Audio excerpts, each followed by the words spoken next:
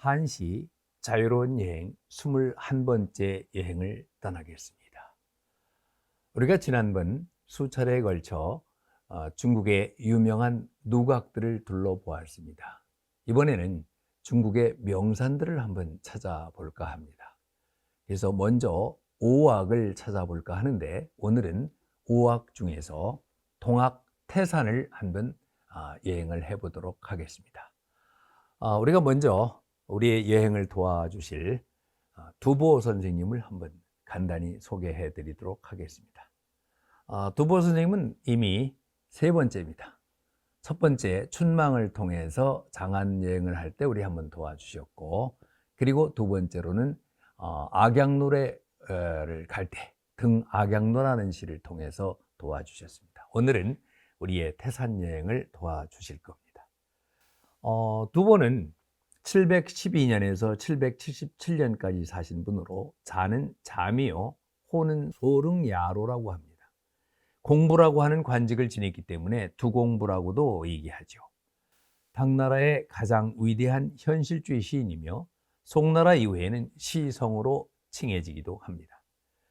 시선 200과 더불어 이두라고 부르기도 합니다. 두보의 시는 200이 도가사상의 영향을 많이 받고 낭만주의적인 시풍을 띈 데 반해서 유가사상에 기반했고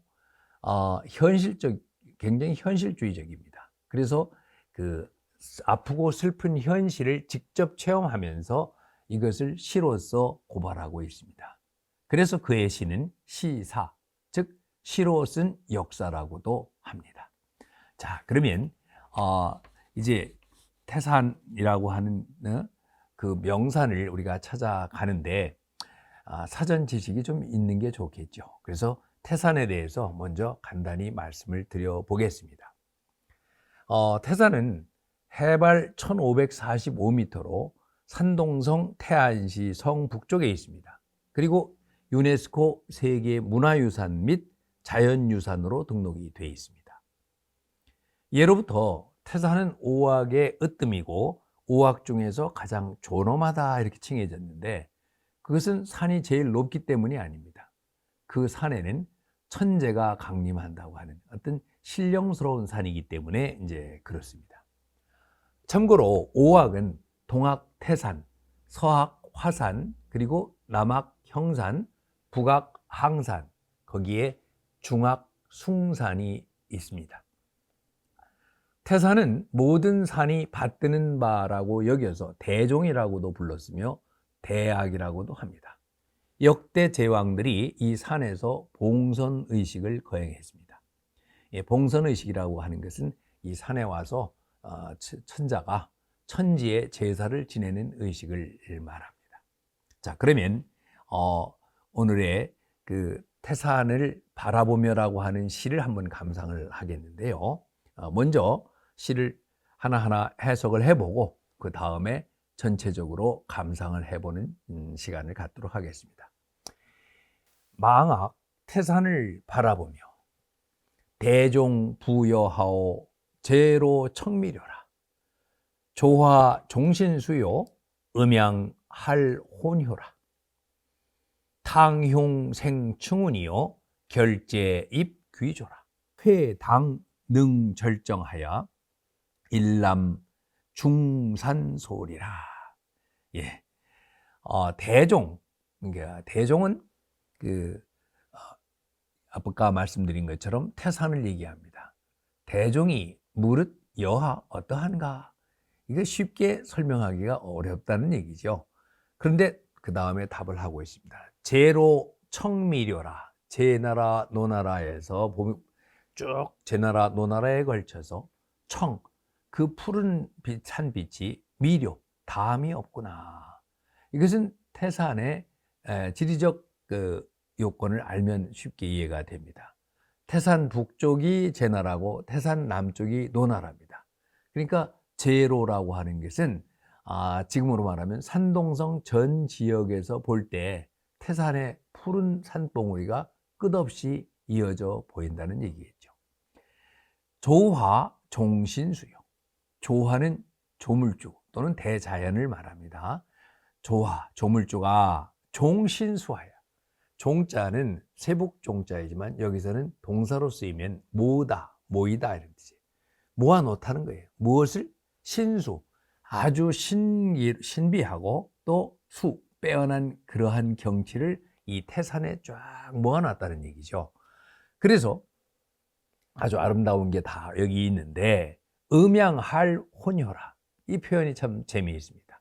음양은, 음이라고 하는 것은 그 산의 북쪽을 말해요. 그늘진 곳이고, 양은 햇볕 진 곳을 양이라고 그럽니다. 그러니까 산의 북쪽과 남쪽이 갈라놓았다. 무엇을 갈라놨어요? 호는 저녁이고 효는 새벽입니다.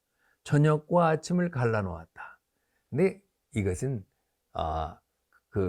진짜로 뭐 저녁과 아침을 갈라놓았다는 게 아니라, 남쪽은 환하니까 아침 같고 북쪽은 어두컴컴해서 저녁 같다라고 하는 이런 것을 묘사하고 있는 것이죠. 그 다음 보겠습니다. 결제입 귀조라. 결제할 때 제는 눈초리를 제라고 그러는데, 눈초리가 찢어지게, 그건 뭐냐면 눈을 크게 뜨고서 자세히 이렇게 멀리 보니 입 귀조라, 들어온다 이거예요. 뭐가 들어와? 귀조, 날아서 둥지를 찾아 날아오는 새들이 한눈에 쫙 들어온다는 거죠. 그래서 이제 여기까지는 이제 태산을 쭉 먼 데서 가까운 데서 보면서 얘기를 했는데, 맨 마지막 구에 가서 자신의 뜻을 얘기해요. 회당 능절정하여. 회당이라고 하는 말은 당나라 시기로 얘기하면 그 당시 구어에서는 반드시 이런 뜻이래요. 능절정, 능은 우리가 업신여기다, 능멸하다라는 뜻도 있지만 여기서는 이제 오른다라는 거예요. 그러니까 우리가 능운지지라고 하면 구름을 능멸한다는, 구름을 뚫고 솟아오르려는 그런 뜻을 말하죠. 여기서 능절정은 태산의 절정에 올라가서 일남 중산소라, 한번 쫙 내려다보면 모든 산들이 아주 작게 보이리라, 이런 얘기를 하고 있습니다. 이 시는 원래 8구로 되어 있으면 율시 형식이긴 합니다. 5원 율시 형식인데 평측을 잘 맞추고 쓰지 않은 시이기 때문에 5원 고시로 분류를 하고 있습니다. 자, 그러면 이 시를 통째적으로 한번 감상을 해보도록 하죠. 이 시는 개원 24년입니다. 736년에 두보가 낙양에서 과거 시험에 떨어졌어요. 그런 다음에 여행이나 떠나보자. 그래서 유람 생활을 시작하던 시기의 작품입니다. 그 당시 두보는 하남성, 하북성, 산동성 이 일대를 여행을 한 것으로 보이는데, 이 시는 25세 때 산동성 태산에 올랐을 때의 감회를 쓴 것입니다. 오늘날 전하는 두보의 시 중에서 가장 이른 시기의 시로 알려지고 있습니다. 두보가 망악이라고 하는, 그러니까 높은 산을 바라보며라고 쓴 시가 3편이 있습니다. 하나가 이 지금 태산을 바라보며 쓴 첫 번째 시이고, 또 하나는 서학 화산, 그리고 남학 형산을 노래한 것이 있습니다. 그런데 동학 태산을 노래한 이 시가 가장 유명합니다. 두보 이전과 이후에 태산을 노래한 유명한 시인들이 굉장히 많죠. 근데 자고로 두보의 이 시를 최고의 시로 꼽고 있습니다. 이 시에는 꿈과 열정이 넘치는 청년 시절 두보의 포부가 잘 드러나고 있다고 하겠습니다. 시의 제목이 망악입니다. 바라볼 망자, 산매의 악자. 그런데 시 전체를 통해서 바라볼 망자는 한 글자도 없습니다. 그러면서도 멀리서 바라보고 원망, 가까이서 바라보고 근망, 또 자세히 바라보고 응망, 또 마지막으로는 굽어서 바라보고 부망, 이렇게 보면서 태산의 웅장한 기상을 생생하게 묘사하고 자신의 웅지를 펼쳐 보이고 있습니다. 첫째 연에서는, 첫째 연의 1구에서는 시인은 태산은 과연 어떠한가 라고 시작을 합니다. 태산을 바라보며 이를 어떻게 묘사해야 할지 모르겠다는 설렘과 악모의 심정이 잘 보여진다고 하겠습니다. 이 구에서는 바로 그것을 받아서 제 나라 너 나라에 걸쳐 푸른 산봉우리 끝이 없다네 라고 답을 합니다. 그건 뭐냐?